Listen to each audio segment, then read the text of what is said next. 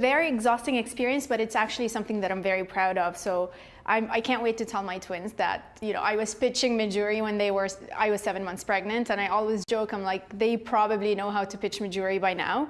But I did a lot of calls. I didn't travel, so it was a pretty straightforward process. One of the key things that I've done for the business is, over the course of the business, I started talking to investors even before we wanted to go out for fundraising. And so I've had relationships with investors who were interested in our brand, and it was a straightforward process at that point. Did you find you had to field any uncomfortable questions about being a new mom of twins while also running a business? I think being visibly pregnant naturally would attract the right investors, those who are interested in investing in an entrepreneur who's, has a whole life, and there were no uncomfortable questions, luckily. Okay. Yeah. While we were off camera, we were chatting about how your Series A raise was led by a UK fund. Your Series B raise, the most recent one, was led by a US fund. Where were the Canadians? So we got a lot of support from Canadian investors early on in the seed stage. However, what I would say, we find that the landscape in Canada regarding the VC investor landscape very much focused on heavy technologies or tech businesses. And while we are powered by technology and we have a large technology team and our infrastructure is pretty solid and something that we continuously invest in, we're not deemed as a technology company. And so our chances are a lot more limited in Canada, I would say, from a fundraising standpoint. I would also say, there's a little bit of a conservative approach towards brands and towards non-technology companies in Canada that I hope for this to change over time. Why is that?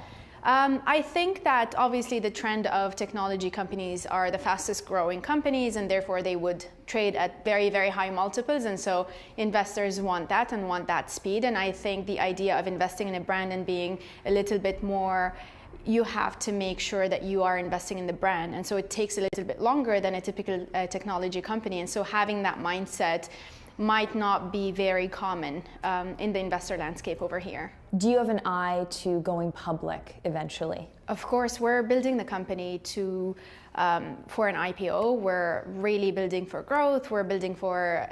We focus on all aspects of the business so we can actually get to that point. Do you have a rough time frame yet of when you hope to go public? It's not finalized yet, but we do see it in the near future. Oprah endorsed your products. When did that happen, and what did that endorsement do for your brand? It happened a few months ago, a dream come true. Have you met her? I wish. Maybe one day, I wish. It's a huge brand credibility to see that happen. Our customers were very, very excited. Were you in talks with the Oprah team before that happened? Yeah, so our team was in talks with her team for quite some time, and so this happened as a result of these conversations. You market to women who are buying these products for themselves, and you also produce in very small quantities. Tell me about the challenge of that kind of model when you're ramping up to a holiday season and people are, I would assume, buying in greater quantities right now. Yeah. So we actually have the capacity to introduce larger and larger quantities, and as the business grows, we do. But the flexibility that we currently have, so we actually designed a supply chain that is very compressed, that allows us to introduce a product from concept to in-store in 4 to 6 weeks if we want to. And so what that means is that we're able to introduce with limited batches and replenish very frequently, which means that we're very efficient with our inventory. So it's not to say that we don't have the scale to actually increase our capacity, but it's more calculated. The other thing that this had allowed us to do is pioneer the drop model in fine jewelry, which was unheard of.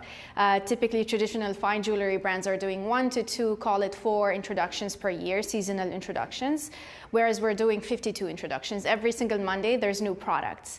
And that's based on the premise that we're not marketing for a gifted product as opposed to traditional fine jewelry. We're basically introducing products for self-purchase. And so by being fresh and by introducing complementary products week over week, our customers are coming back every month. And we have 30% of our monthly transactions are from women who have bought from us before. And now obviously men are coming to buy gifts as a byproduct of us appealing to women, and they're more than welcome, but the premise of the brand is is for women to buy for themselves. The industry, the jewelry industry, is undergoing enormous change right now. We're seeing a great deal of consolidation. Have you been approached by anyone interested in just flat out buying your business? I can't really disclose this information, but what I would say is there is a lot of changes in the industry, whether be it from a consumer behavior. So we are essentially we believe we're creating a new trend of women buying for themselves as opposed to being gifted fine jewelry. And there's also this huge need for brand experience, because if you look at the jewelry industry, it's hugely fragmented. And so that's why you're seeing consolidation. There isn't one particular large brand or two or three that actually own a large piece of the industry. And so while our generation is very much focused on experience and focused on brands, this is becoming top of mind, and so we're going to see a lot of consolidation and a lot of brand experiences in fine jewelry, and less, I would say, of the fragmentation of the mom and pop shop and the smaller businesses.